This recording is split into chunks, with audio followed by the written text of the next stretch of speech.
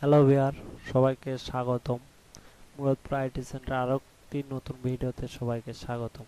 আজকে আমরা দেখাবো যে ফেসবুকে টু ফ্যাক্টর অথেন্টিকেশন কিভাবে অন করবেন এবং এটার উপকারিতা যে বিষয়টি সেটা আমি আগে বলি।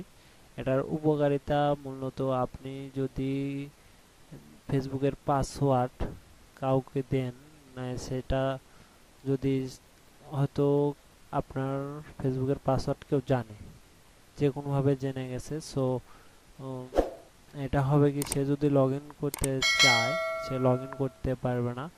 আপনার যে নাম্বার দিয়ে টু ফ্যাক্টরটি অন করবেন সেটার কোড আসবে, সেই কোডটি না দেওয়া পর্যন্ত অন হবে না। তো আমরা সেসব কিছু দেখাবো আজকের এই ভিডিওতে।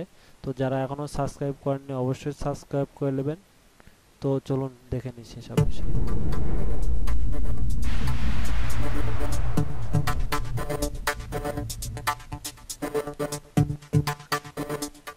তো বন্ধুরা, প্রথমে আমাদের যে কাজটি হবে, আপনি যেই ফেসবুক আইডিতে টু ফ্যাক্টরটি অন করতে চাচ্ছেন প্রথমে সেই ফেসবুকটি লগ ইন করতে হবে। তো আমি এটার উপর করতে চাচ্ছি, যেহেতু আমি এটা লগ ইন করে নিলাম। তো লগ ইন করার পর ঠিক এই যে দেখতে পাচ্ছেন আইকন থেকে তারপরে যাবেন সেটিং অ্যান্ড প্রাইভেসি, তারপর আবার যাবেন সেটিংয়ের উপর।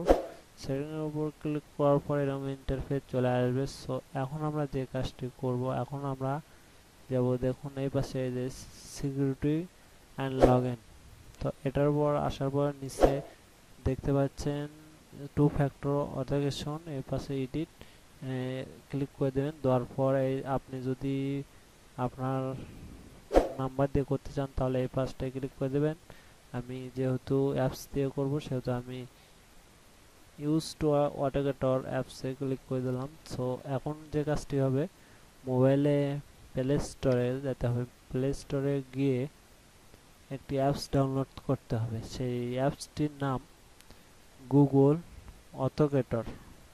ঠিক আছে, গুগল অথেন্টিকেটর, এটা Google authenticator A you. So A you লেখার পরে দেখতে পাচ্ছেন এখানটায় এসে গেছে। সো এটার উপর ক্লিক করে দেবেন। দেওয়ার পর এই যে গুগল অথেন্টিকেটর এটা ইনস্টল করে নেবেন।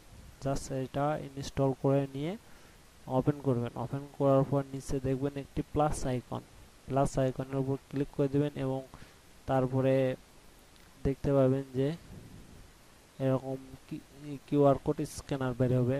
এই যেটা দেখতে পাচ্ছেন বর্তমানে, এটা স্ক্যান করবেন। স্ক্যান করার পর আপনার অ্যাড হয়ে যাবে। অ্যাড হওয়ার পর দেখতে পাবেন যে কিছু কোড, 6 সংখ্যার কোড, সেটা এখানটায় দিতে হবে এবং সেটা আমি দেখাচ্ছি। আমি রেকর্ডিং করেছিলাম, সেটা যাই হোক শো করে নাই। তো এই দেখুন, কানেক্টের উপর ক্লিক করার পর এই দেখুন ওইটার উপর যে কোডটা, অ্যাপসে যে কোডটা রয়েছে ওই কোডটি এখন এখানটায় দিতে হবে। কোডটা 30 সেকেন্ড পর পর আপডেট হতে থাকে সব সময়।